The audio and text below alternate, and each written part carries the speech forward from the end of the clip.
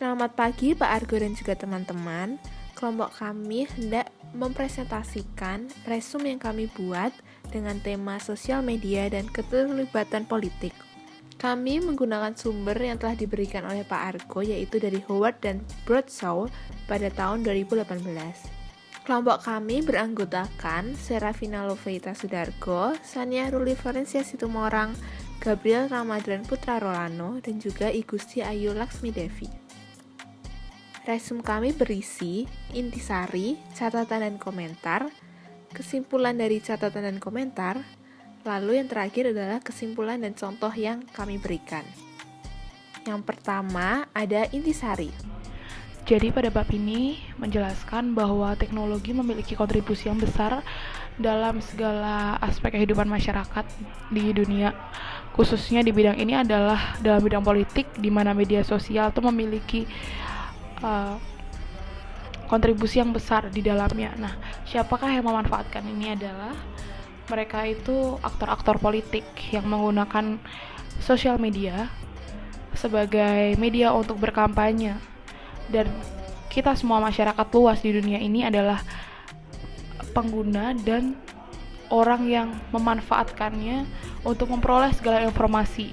Nah, dalam kampanye ini terdapat banyak disinformasi yang tersebar luas. Disinformasi inilah sebenarnya yang membuat suatu kesalahan penggunaan sosial media di dalam bidang politik. Karena apa? Karena dalam pemanfaatan disinformasi ini akan terjadinya manipulasi terhadap informasi yang tidak sesuai fakta. Sedangkan kita semua masyarakat luas itu notabene sebagai pembaca, pendengar, dan penonton berita dan apapun yang diberitakan oleh media, kita dapat mengakses semua itu dengan mudah dan kita dapat termanipulasi pola pikir dan cara pikir kita terhadap pemerintahan, terhadap semua yang kita pandang di informasi-informasi yang telah kita baca itu tadi. Mau bagaimanapun positif atau negatifnya, sosial media lah, teknologi lah yang memiliki kekuatan di situ.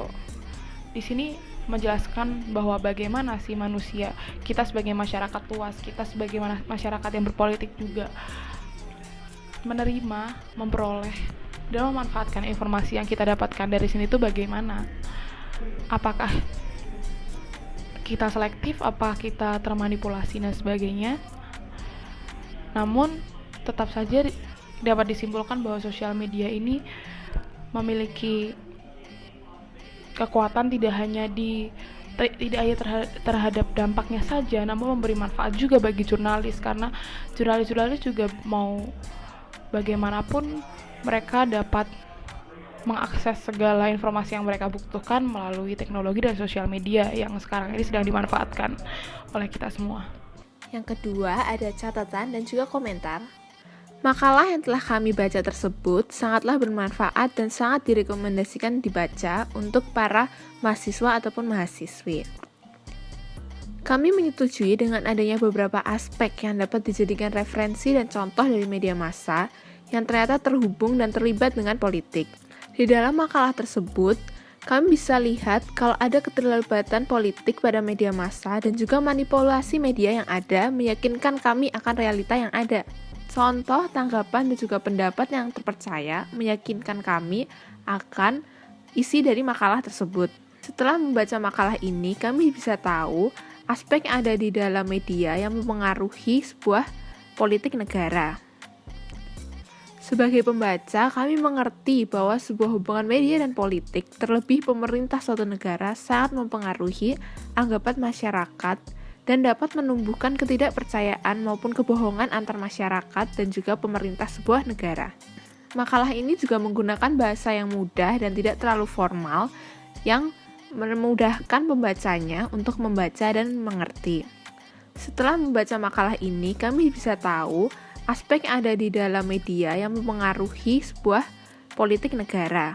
Sebagai pembaca, kami mengerti bahwa sebuah hubungan media dan politik, terlebih pemerintah suatu negara, sangat mempengaruhi anggapan masyarakat dan dapat menumbuhkan ketidakpercayaan maupun kebohongan antar masyarakat dan juga pemerintah sebuah negara.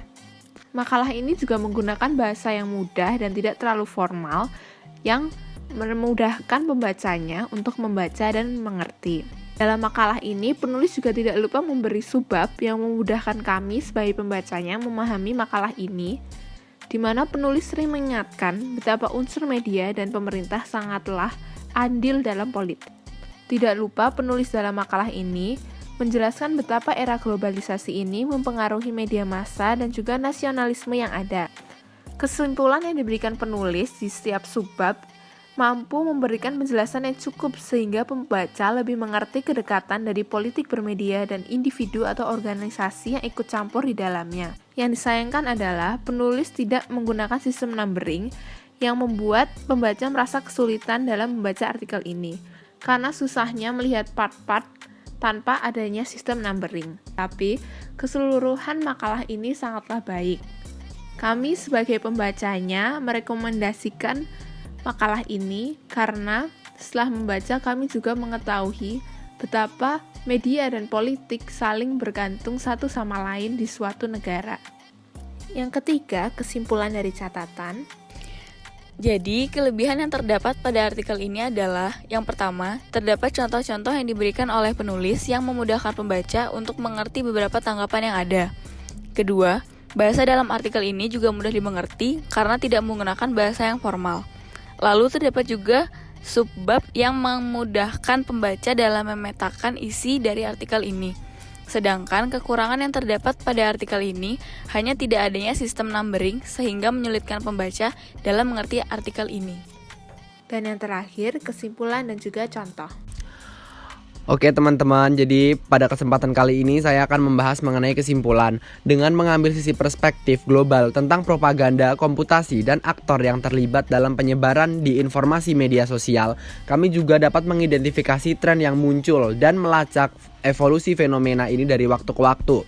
Sehingga apa? Sehingga banyak sekali pemerintah dan partai politik di seluruh dunia berinvestasi dalam alat dan teknik propaganda komputasi untuk membentuk hasil pemilu, mengganggu upaya diplomatik dan merusak upaya pembangunan perdamaian.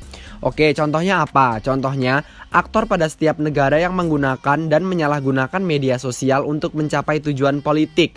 Contoh-contoh ini menunjukkan bahwa sifat kekuatan dunia maya yang berubah dan penambahan propaganda komputasi ke gudang senjata pada perang dunia maya. Terima kasih teman-teman dan juga Pak Argo. Selamat menjalani kuliah dan juga tetap sehat.